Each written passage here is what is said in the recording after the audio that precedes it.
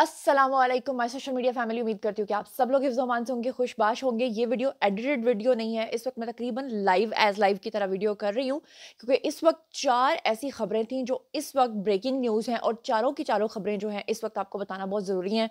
आप इसका अंदाज़ा यहाँ से लगा लीजिए कि इस वक्त लाइट ऑफ है। मैं सिर्फ एक लाइट के अंदर बैठ कर जो है वीडियो बना रही हूँ। चलिए जनाब, सबसे पहले मैं आपको थोड़ा सा रन डाउन बता देती हूँ कि शेख रशीद दोबारा से गिरफ्तार हो गए हैं। इमरान खान और बुशरा बीबी के ऊपर फाइनली फर्दे जुर्म आयद हो चुकी है और अदालत के अंदर बुशरा बीबी जो हैं उन्होंने तौहीन अदालत की है। किस तरह से वो बिना इजाज़त लिए जज से बाहर निकल गई और किस तरह से जज साहब ने उसके ऊपर इजहार बरहमी किया, उसके ऊपर भी मैं आपको बताऊंगी। साथ ही मैंने आपको ये भी बताना है कि शेख रशीद की गिरफ्तारी के अलावा जो शेर अफजल मरवत हैं उन्होंने अभी एक दिन पहले जो है वो सदर आरिफ अलवी के ऊपर संगीन इल्जामात आयद किए थे और कहा था कि उनका पत्ता साफ हो गया है। उसके बाद पीटीआई के एक और जो कारकुन हैं, जो रहनुमा हैं, उनका एक बयान आया था जिसमें उन्होंने शेर अफजल मरवत को जो है वो बेवकूफ़ आदमी करार दिया था और अब शेर अफ़ज़ल मरवत ने उनके ऊपर दोबारा से धाड़ना शुरू कर दिया है। इनका जो तनाज़ा है वो ज़्यादा मुतनाज़ हो गया है।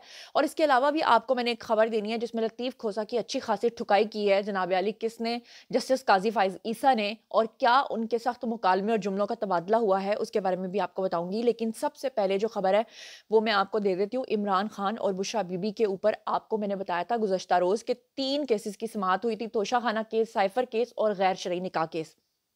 मैंने आपको ये भी बताया था कि तकरीबन जो है वो 9 घंटे तक उनकी सुनवाई जो है वो होती रही है। उसमें जो गैर शरई निकाह का केस है उसके अंदर मैं आपको बता देती हूँ कि बुशरा बीबी और इमरान खान के ऊपर गैर शरई निकाह केस के मामले में फर्दे जुर्म फाइनली आयद कर दी गई है। इसकी तफसीलात मैं आपको बताती हूँ कि इद्दत के अंदर निकाह के केस में बानिए पीटीआई इमरान खान और बुशरा बीबी जो हैं वो इसमें सजा के मुर्तकिब करार पाए हैं।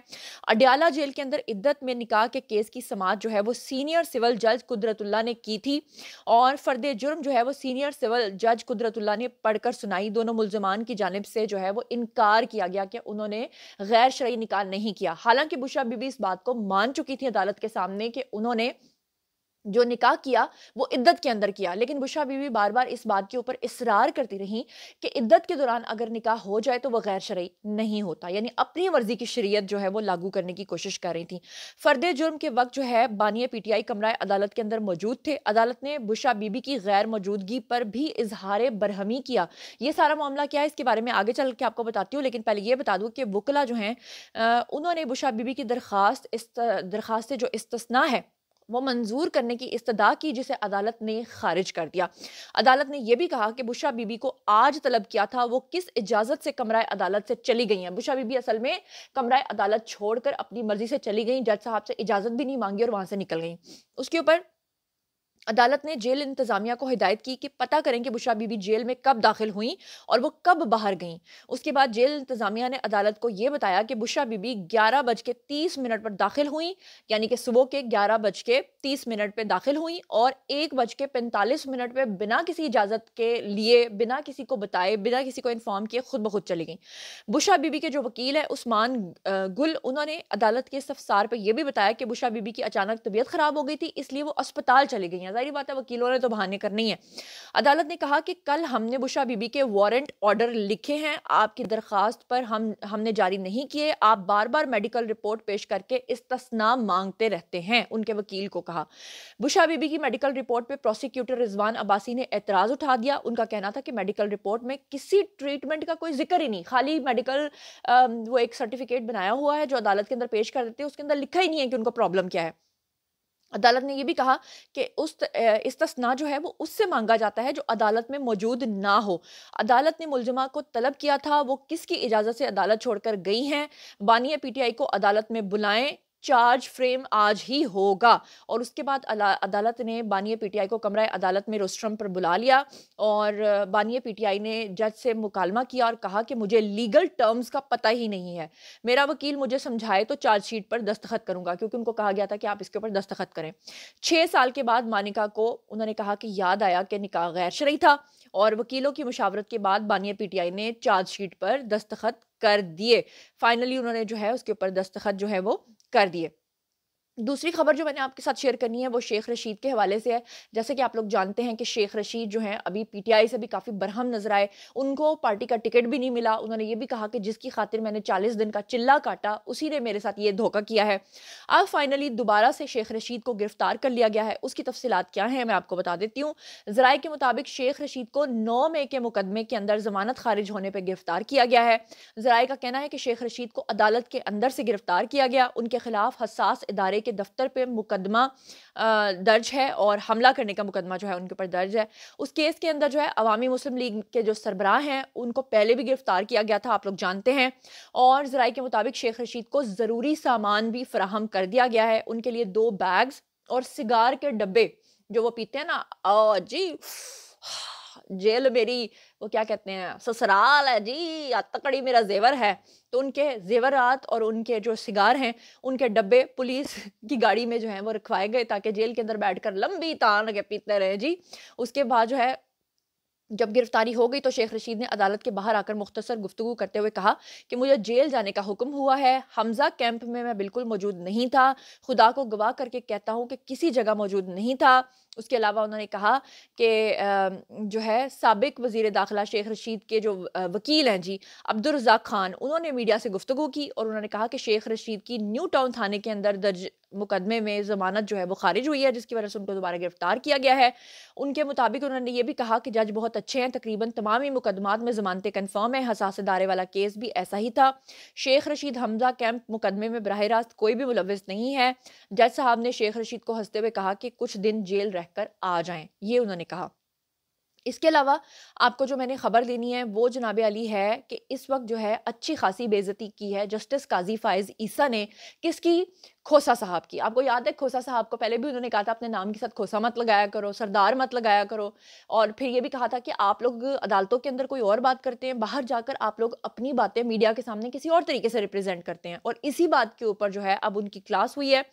जनाब मामला क्या है मैं आपके सामने रखती हूँ कि पीटीआई के वकील लतीफ़ खोसा ने सुप्रीम कोर्ट में बानी पीटीआई इमरान खान के तोशाखाना नाअहली केस के खिलाफ दरखास्त जो मुकर्रर करने की सदा है वो की। उसके ऊपर चीफ जस्टिस ने उनसे मुकालमा किया कि लतीफ़ खोसा साहब आप बाहर जाकर तो इल्ज़ामात लगाते हैं। जिस पे चीफ जस्टिस लतीफ़ खोसा से मुकालमा उन्होंने किया कि एक तरफ आप अदलिया पर एतबार नहीं करते और दूसरी तरफ आप आकर उसी अदलिया से रिलीफ मांगते हैं। जल्द समाअत की दरख्वास्त जो है वो दायर कर दें, कानून के मुताबिक जो रिलीफ होगा वो हम दे देंगे। ये मुकालमा किया जस्टिस काजी फाइज ईसा ने। और इसके अलावा जो मैं आपको अगली खबर दे दूं वो है जनाब, आप अच्छे तरीके से जानते हैं कि शेर अफजल मरवत जो हैं अभी 2 दिन पहले कराची से अपनी बेइज्जती करवा कर आए हैं। उन्होंने ऐलान किया था कि वो कराची के अंदर जलसा करेंगे, लेकिन जब वो वहाँ पर पहुँचे तो वो जलसा भी नहीं था, वो जलसी भी नहीं थी, बल्कि वो गुब्बारे से निकलने वाली हवा थी। वहाँ पर सिर्फ 400 बंदा था। उसके बाद आपने देखा कि किस बदतमीज़ी के साथ शेर अफ़ज़ल मरवत गाड़ी के अंदर बैठते हैं और गाड़ी की छत के ऊपर जो है वो 10-12 लोगों को बिठा लेते हैं और तेज़ गाड़ी वो चलाते हैं। और अगर खुदा ना खास्ता चलते रोड के ऊपर किसी का एक्सीडेंट होता तो ये लोग जो लाशें चाह रहे थे उसके ऊपर ये सियासत करते। फिर उसके बाद आपने देखा कि जो शेर अफजल मरवत हैं उन्होंने इल्ज़ाम लगाया था कि जेल के अंदर जब मेरी मुलाकात हुई थी इमरान खान से तो पहला इल्ज़ाम उन्होंने लगाया था कि इमरान खान ने जस्टिस काजी फाइज ईसा के ऊपर अदम एतमाद का इजहार किया। उसके बाद आपको याद होगा कि बैरिस्टर गौहर ने जो है वो प्रेस कॉन्फ्रेंस करके शेर अफजल मरवत को झूठा करार देकर ये कहा था कि आइंदा से इनका जो भी बातचीत होगी वो पार्टी का नैरेटिव नहीं होगा, वो इनका अपना नैरेटिव होगा।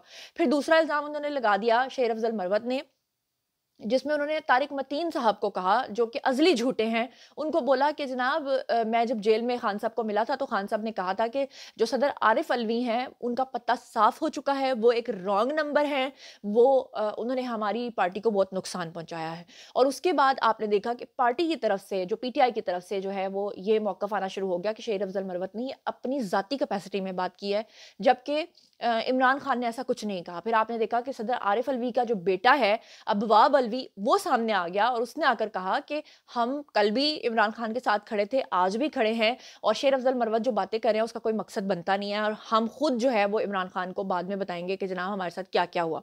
और अब फाइनली जो पार्टी पीटीआई के तर्जुमान है रऊफ हसन ने कहा था कि शेर अफजल मरवत अपनी तरफ से जो मर्जी कहानियां घड़ते रहते हैं, उनका पार्टी के बयानिया के साथ कोई ताल्लुक नहीं है। और अब फाइनली जो पार्टी के तर्जुमान रऊफ हसन है वो और शेर अफजल मरवत का टाकरा शुरू हो गया है, ये एक दूसरे के आमने सामने आ चुके हैं। और शेर अफजल मरवत ने इनके ऊपर भी इल्ज़ाम लगा दिया है। क्या इल्ज़ाम लगाया है कि पीटीआई के तर्जुमान रऊफ़ हसन ने निजी टीवी पर एक शो में शेर अफजल मरवत के बयानात से लाताल्लुकी का इजहार किया और उन्होंने कहा कि शेर अफजल मरवत के पास पार्टी का कोई भी ओहदा नहीं है, उनके किसी बयान को हम ओन नहीं करते। पार्टी तर्जुमान की गुफ्तगू के ऊपर रद्द-ए-अमल देते हुए शेर अफजल मरवत ने अपने एक बयान में रऊफ़ हसन को साजिशी शख्स जो है वो करार दे दिया। आपको ये भी बता दूं कि शेर अफजल मरवत चाहते थे कि उनको पीटीआई के तरफ से जो है वो टिकट दिया जाए ताकि वो इलेक्शन लड़ सके, लेकिन उनको टिकट भी नहीं दिया गया। जो रऊफ है उन्होंने कहा कि पार्टी के तर्जुमान जो रऊफ हसन है उन्होंने इलेक्ट्रॉनिक मीडिया पर कहा कि मेरे खिलाफ 4 बार बात की। ये शेर अफ़ज़ल मरवत ने कहा कि रऊफ हसन ने मेरे मुतालिक 4 दफ़ा मेरे खिलाफ बात की और रऊफ हसन साज़िशी हैं और अक्सर पार्टी में दरारें डालने में मसरूफ़ रहते हैं। ये कहा शेर अफ़ज़ल मरवत ने। शेर अफ़ज़ल मरवत ने मज़ीद बात करते हुए कहा कि मेरे खिलाफ ये मुहिम सिंध की कामयाब मुहिम को नीचा दिखाने के लिए शुरू हुई। मेरी इमरान खान से दर्जन भर वुकला और बहनों के हमरा मुलाकातें होती हैं। यानी कि उनका कहना था कि मैं जो भी बाहर आकर बोलता हूँ वो अपनी पर्सनल कैपेसिटी में नहीं बोलता, बल्कि वो सब कुछ इमरान खान मुझे जेल में बोलते हैं तो ही मैं बाहर आकर बोलता हूँ। और सबूत के तौर पे ये है कि मैं अकेला वहाँ जाकर इमरान खान से नहीं मिलता, बल्कि दर्जन भर वकला मेरे साथ होते हैं और फिर हम जाकर खान साहब से मुलाकात करते हैं, जो इन तमाम बातों के गवाह होते हैं। उन्होंने ये भी कहा कि रऊफ हसन बानिया पीटीआई मुखालिफ सहाफ़ियों को टिकट दिलवाना चाहते हैं। उन्होंने पीटीआई और जेयूआई शेरानी ग्रुप जो है उसका अलायंस ख़त्म कराया और रऊफ हसन निगरान हुकूमत में मौजूद अपने भाई फवाद हसन फवाद के लिए काम कर रहे हैं। ये इल्ज़ाम लगाया शेर अफ़ज़ल मरवत ने। तो जनाब ये थी आज की तमाम ख़बरें और साथ ही आपको एक और ख़बर बता दूँ कि जेयूआई शेरानी ग्रुप का पीटीआई से इंतखाबी इत्तेहाद ख़त्म होने का ऐलान जो है वो सामने आ चुका है। अब बारी है जी आप लोगों की, और आइए कमेंट सेक्शन में और मुझे बताइए कि इमरान खान और बुशरा बीबी पे गैर शरई निकाह केस की जो फ़र्द जुर्म आयद हुई है उसके बारे में आपका क्या ख़्याल है? मुझे ये भी बताइए कि शेख रशीद दोबारा चिल्ला काटने के लिए जेल जा चुके हैं, उसके बारे में आपका क्या ख़्याल है? मुझे ये भी बताइए कि जस्टिस काज़ी फ़ाइज़ ईसा ने जो लतीफ़ खोसा के साथ मुकालमा किया है उसे किस हद तक आप अग्री करते हैं, डिसएग्री करते हैं? और ये भी बताइए कि शेर अफ़ज़ल मरवत ने जो इल्ज़ाम लगाया है जनाब आली इनके ऊपर, रऊफ़ हसन के ऊपर, उससे आप कितना एग्री करते हैं और डिसएग्री करते हैं? और ये भी बताइए कि क्या खान साहब जो हैं वो कोई गेम्स खेल रहे हैं? क्योंकि एक वकील अंदर जाता है और वो कहता है कि खान साहब ने ये पैगाम दिया है कि हमारा अदलिया के ऊपर एतमाद है। दूसरा वकील जाता है तो वो कहता है खान साहब ने कहा है कि ये साजिशी टोला है और हम इसके ऊपर यकीन नहीं करते। तीसरी तरफ खान साहब जेल के अंदर पेश होते हैं तो कहते हैं कि मुझे तो किसी चीज़ का पता ही नहीं होता, और चौथी तरफ खान साहब आते हैं तो वो जेल के अंदर रोना शुरू कर देते हैं और उनको टिश्यू के डिब्बे पेश कर दिए जाते हैं। बुशरा बीवी मेडिकल सर्टिफिकेट अपने वकील को देकर बिना इजाज़त के वहाँ से भाग जाती हैं। ये सब कुछ क्या हो रहा है? ये सारे मामलात क्या हैं? आइंदा आने वाली जो पीटीआई समझ रही है कि खान साहब फिर से दोबारा रियासत मदीना के अमीन बनने जा रहे हैं। इन तमाम चीज़ों के बारे में आप जो कुछ भी सोचते और समझते हैं शेयर कीजिए, पर्सनली जवाब दूँगी। मज़ीद खबरें, व्लॉग्स, इंटरव्यूज़ और सियासी तज्ज़िये जानने के लिए मेरे साथ कनेक्टेड रहना हरगिज़ मत भूलिएगा। चैनल को सब्सक्राइब कर लीजिएगा। अपना बहुत ख़्याल रखिएगा। अल्लाह निगहबान।